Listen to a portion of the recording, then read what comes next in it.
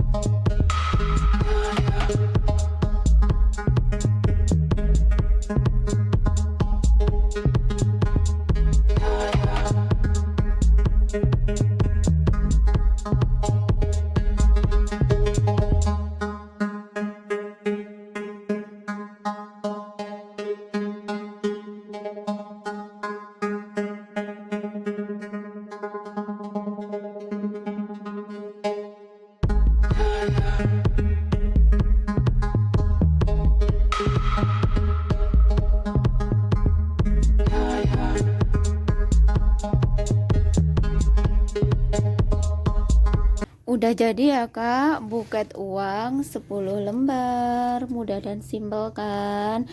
Selamat mencoba.